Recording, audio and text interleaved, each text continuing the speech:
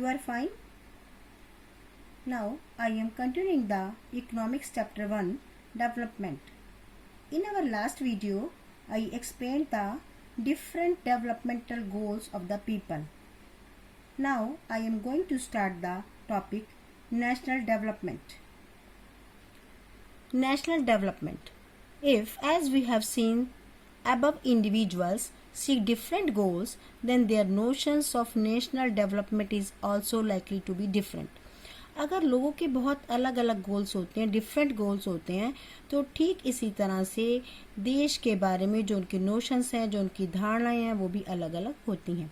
Discuss among your selves on what India should do for development.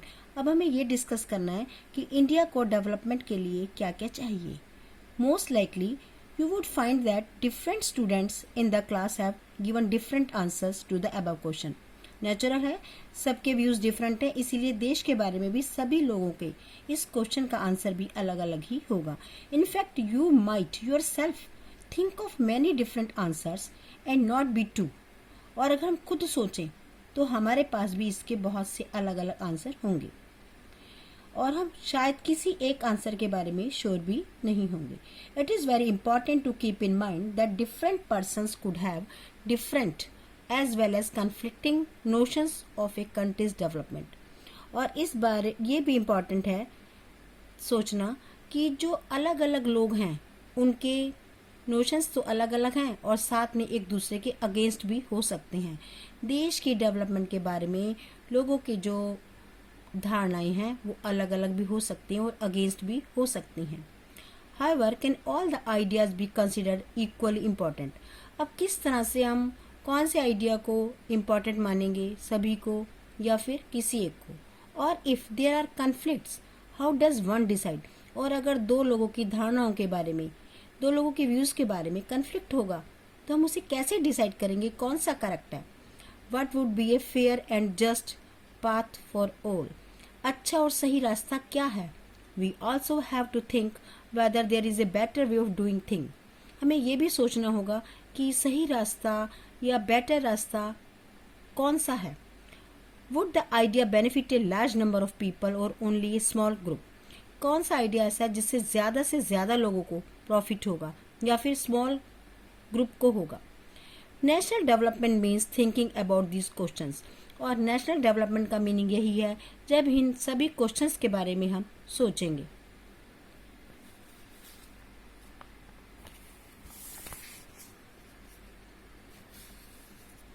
How to compare different countries और states. You might ask if development can mean different things, how come some countries are generally called developed and other under undeveloped.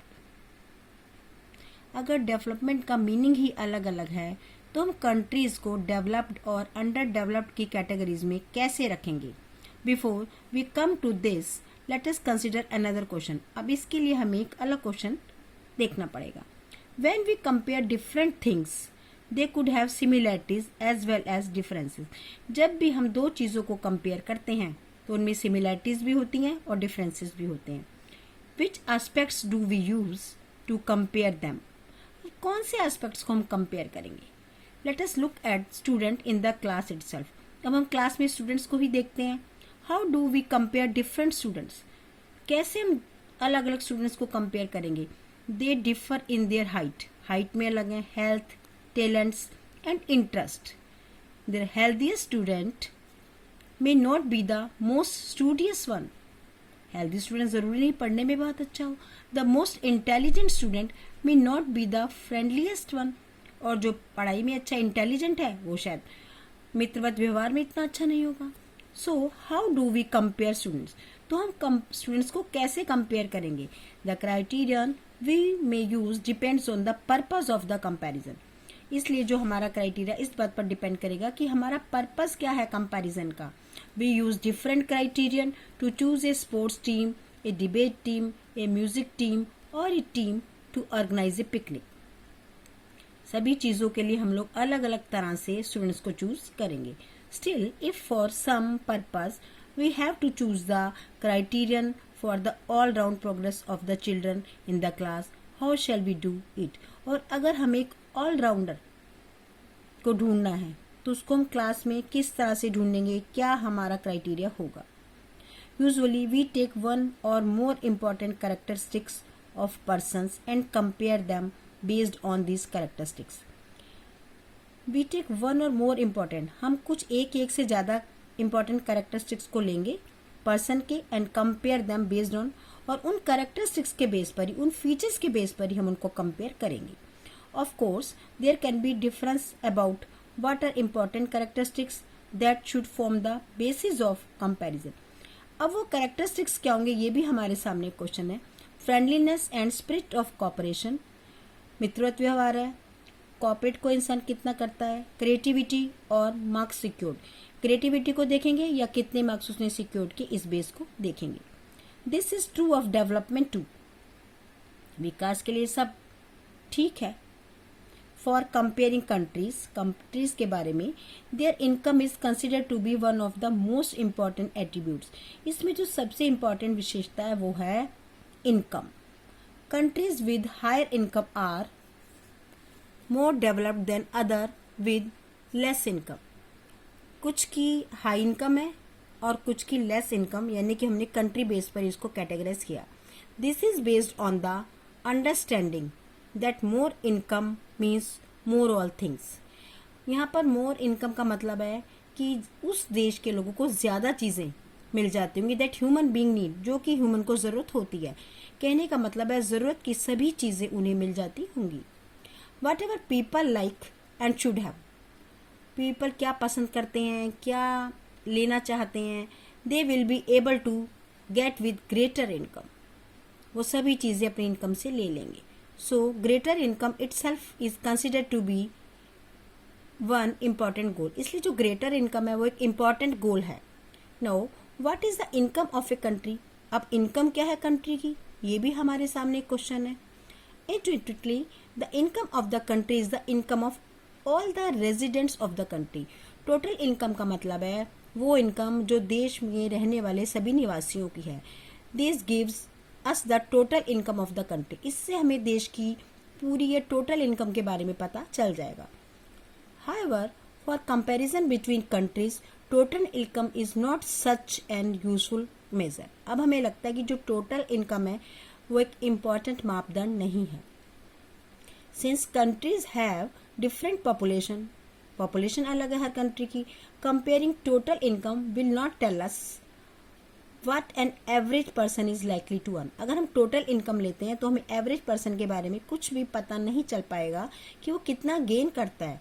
Are people in one country better off than other in a different country, एक जो लोग हैं वो एक देश में अलग तरह से जीवन जीते हैं, दूसरे देश के लोग अलग तरह से।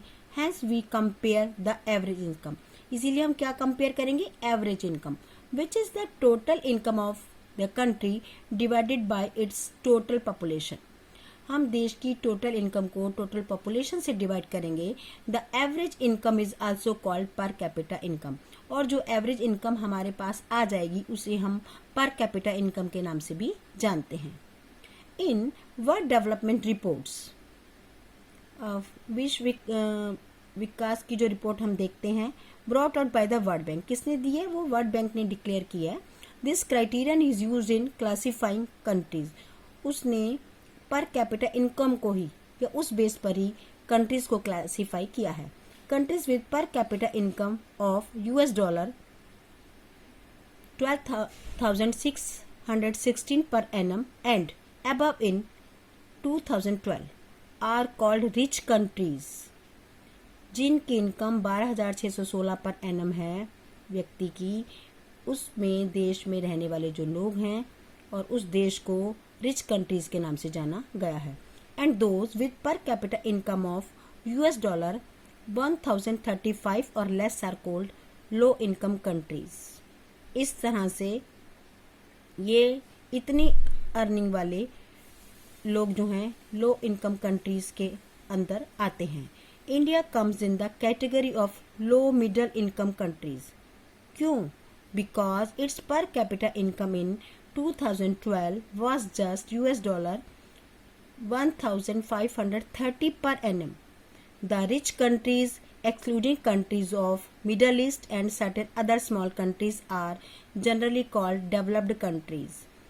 जो रिच कंट्रीज़ हैं वो डेवलप्ड कंट्रीज़ के नाम से जानी जाती हैं और उनके अंदर मिडल ईस्ट और उसके साथ ही कुछ स्मॉल कंट्रीज़ को उस कैटेगरी में नहीं रखा जाता.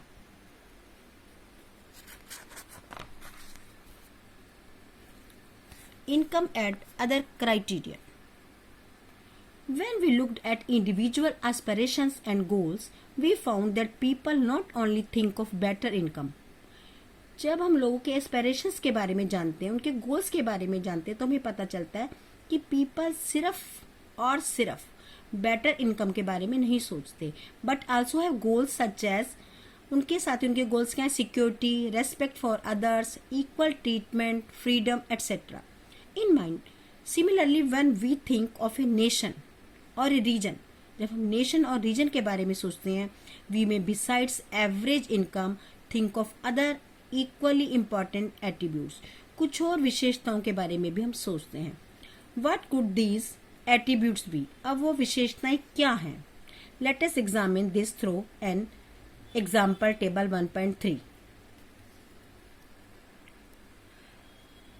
Table 1.3 gives the per capita income of Punjab, Kerala and Bihar.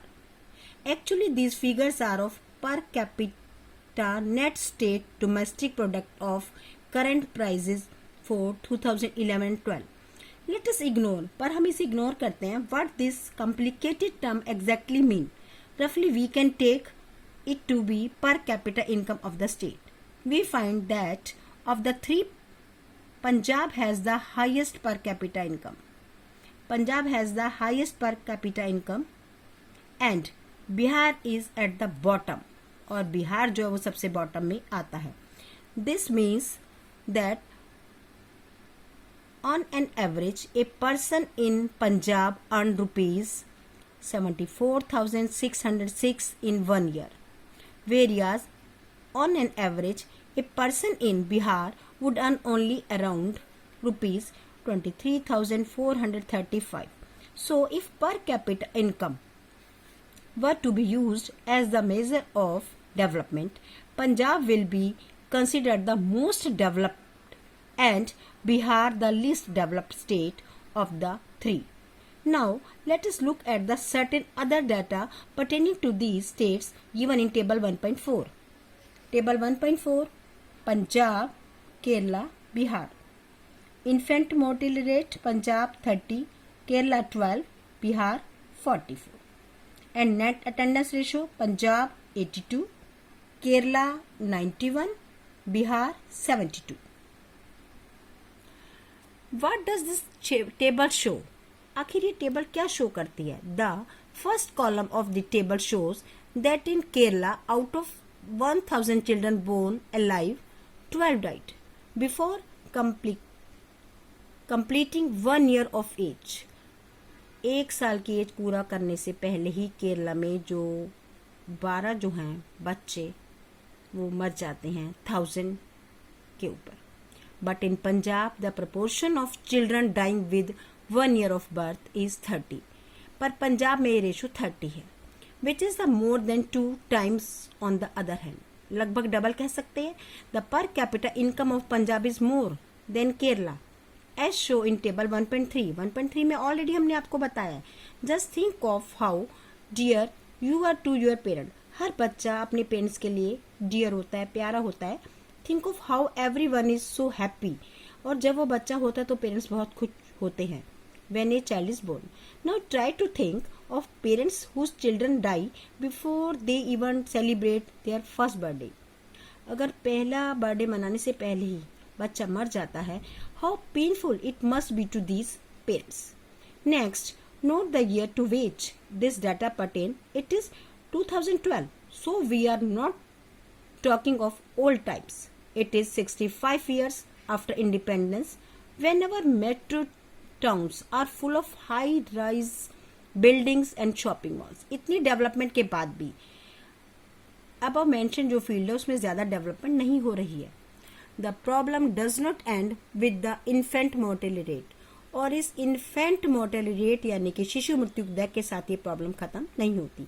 The last column of table 1.4 shows that nearly 30% of the children in Bihar do not even get to go to school. This means that if you went to school in Bihar, more than 1/4 of your class would be missing. इतने बच्चे missing हैं वहाँ पर. Those who could have been in school are not there. जिनको school में होना चाहिए वो स्कूल में नहीं है. If this had happened to you, और अगर ये सब तुम्हारे साथ होता, suppose, you would not be able to read what you are reading now. तो आप वो सब नहीं पढ़ पाते जो आप पढ़ रहे हैं. Thank you.